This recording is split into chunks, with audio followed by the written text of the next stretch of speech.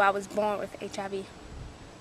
And I was kind of shocked about it, but I was expecting it at the same time, because when I was growing up, I used to take this medicine, and I love it, and I never wanted to take it because it was so nasty to me. And my grandmother would always tell me, you have to take it because you have to get better. And I would say to her that, but I'm not sick, I feel fine.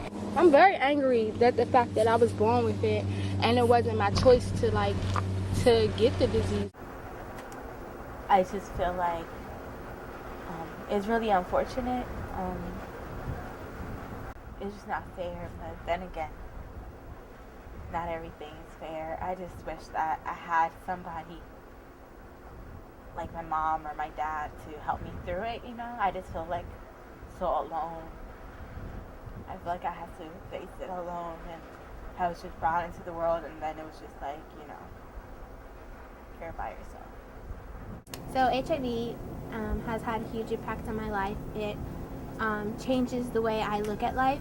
Like, I have a lot of friends who all they want to do is party and go out and drink and do drugs and have sex, and they don't understand why I don't want to do those things.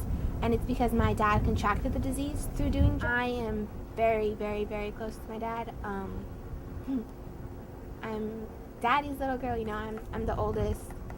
And I'm getting ready to leave for college.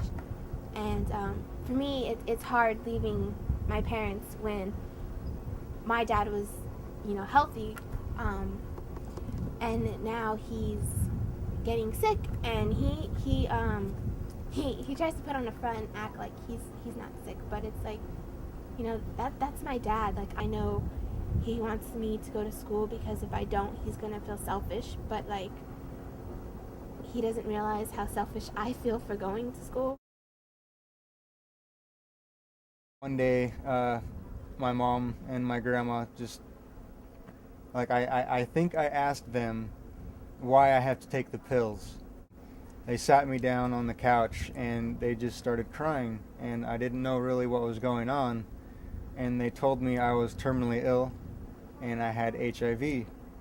And at the time I didn't really grasp that because I was still young. I believe I was like, I know I was definitely not even in middle school yet. I was extremely angry.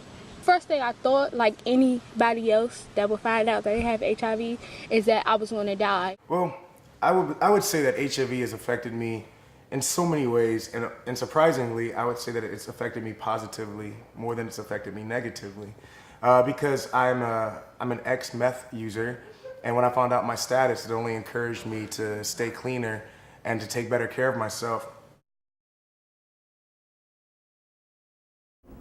I have personally experienced some astigmatism, not so much in the present, but in the past when I was a younger child.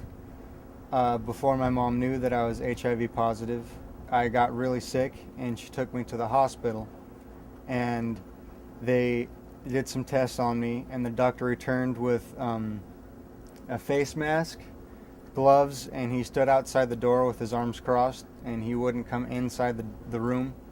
And he didn't say a word, he just sat there and stared, and my mom was like pleading, can't you do anything, can't you help my son, he's sick, he's dying, you need to do something. And that's when the doctor said, I'm sorry, your son has HIV, we can't do anything for you. And my mom started crying, and she was like, please, he's just an infant, he needs help, you guys need to do something. And then that's when the most profound incident happened, where medically trained professional sat there and told my mom, I'm sorry, we can't do anything for your kind here. And he wouldn't even come in the room, and he just left. And he left my mom there crying with me. It makes me angry, but at the same time, all I can do is shake my head and feel sad for them. I like to raise awareness about it and get rid of that stigmatism. And my motto for HIV and AIDS is, people aren't the enemy of it. It's ignorance. Having HIV has really taught me how to strive and to work hard and to persevere. Don't let the disease control their life. If you're not really sick, then you shouldn't think like you're sick or feel like you're sick, because that's just going to make you miserable, and you're not going to want to do anything. and you're going to miss out on great opportunities in life, or you're going to miss out living life.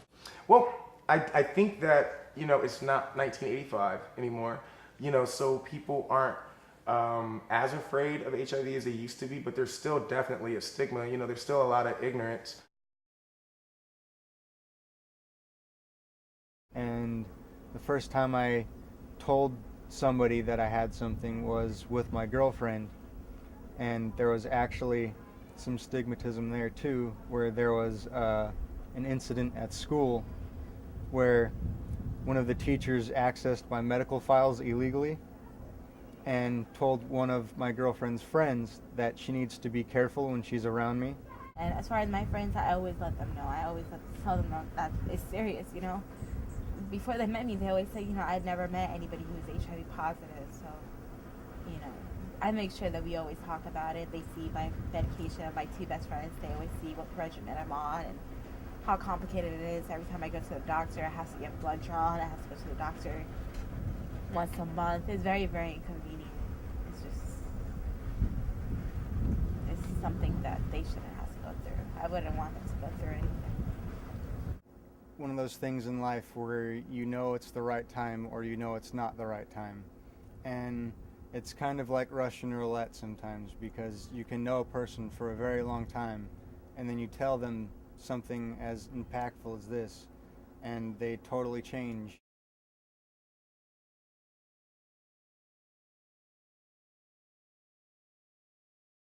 When he finally told me he accepted the fact that I wanted to do film, he always told me, like, you're so smart, don't do film, you're throwing away your brain. And the night before I came to camp, he told me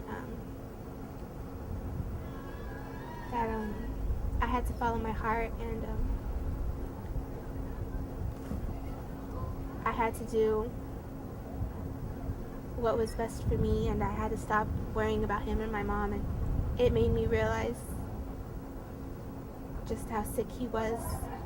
And it kind of scared me to know, like, that it wasn't the way he normally talks to me. It was like,